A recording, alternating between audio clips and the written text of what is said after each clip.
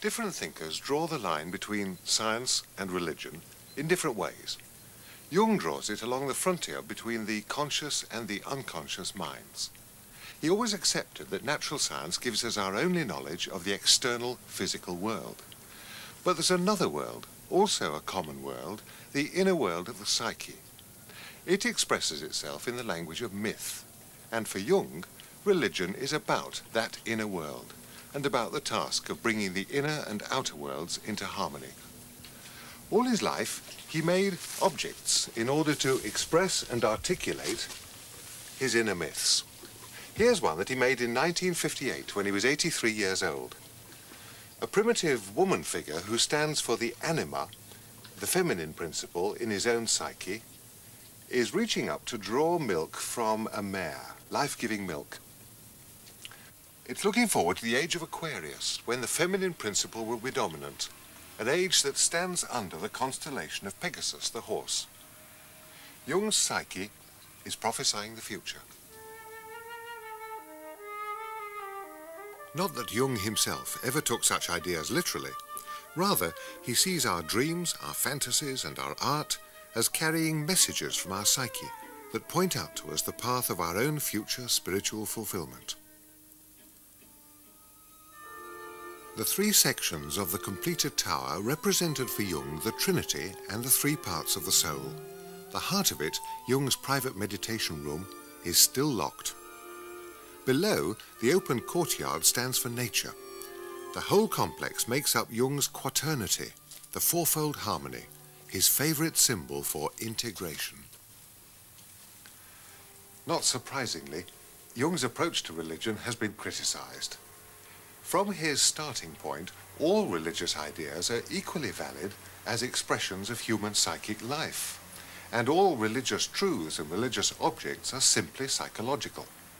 So he could be led up some pretty strange byways, not only astrology, but also alchemy and Gnosticism. And in his collected works, at least, he never speaks of God as being more than the God image in the human psyche. Nevertheless, within those limits, Jung was able to do a great deal. And in reply to charges of self-absorption or mysticism, he would answer that what our age most needs is a rediscovery of the life of the psyche. He would have said that he was performing a public service by retreating into his tower. Not only do I leave the door open for the Christian message, but I consider it of central importance for Western man. It needs, however, to be seen in a new light, in accordance with the changes wrought by the contemporary spirit. Otherwise it stands apart from the times and has no effect on man's wholeness. The idea of God is an absolutely necessary psychological function of an irrational nature which has nothing whatever to do with the question of God's existence. The human intellect can never answer this question, still less give any proof of God. Moreover, such proof is superfluous, for the idea of an all-powerful divine being is present everywhere, unconsciously if not consciously, because it is an archetype. I therefore consider it wiser to acknowledge the idea of God consciously, for if we do not, something else is made God, usually something quite inappropriate and stupid, such as only an enlightened intellect could hatch forth. And did you believe in God? Oh, yes. Do you now believe in God? Now? Difficult to answer. I know. I don't need to believe. I know. What did Jung mean by claiming at the end of his life to know God? Remember the journey he'd taken. As a young man, he'd broken away from religion and joined Freud. He accepted Darwin's revolution in our understanding of man's place in nature. He accepted that the human mind is an evolutionary product and religion a natural psychological function. Religious beliefs give mythic, projected expression to our inner states. Well, all this was standard 19th century atheist doctrine. Yet, when Jung turned back to religion, he didn't discard it. He took it with him.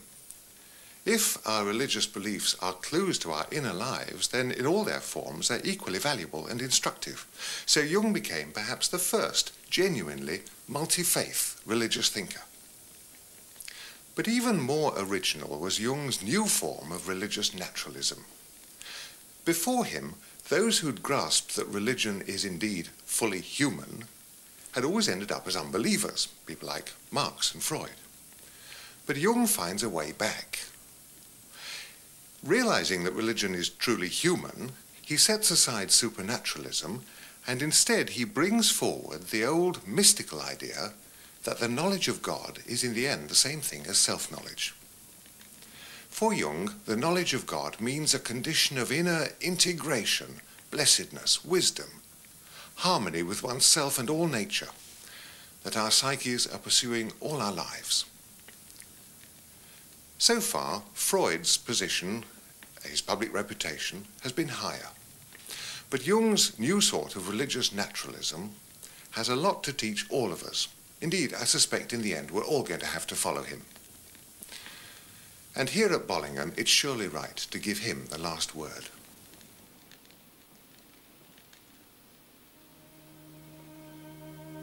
My life is the story of the self-realization of the unconscious. What we are to our inward vision can only be expressed by way of myth. Myth is more individual and expresses life more precisely than does science. Thus it is that I have undertaken to tell my personal myth. We cannot make any final judgment about ourselves or our lives. At bottom, we never know how it has all come about. The life of man is a dubious experiment. It is a tremendous phenomenon only in numerical terms. Individually, it is so fleeting that it is literally a miracle that anything can exist and develop at all. In the end, the only events in my life worth telling are those when the imperishable world erupted into this transitory one. Everything else has lost importance by comparison. I can understand myself only in the light of inner happenings. It is these that make up the singularity of my life.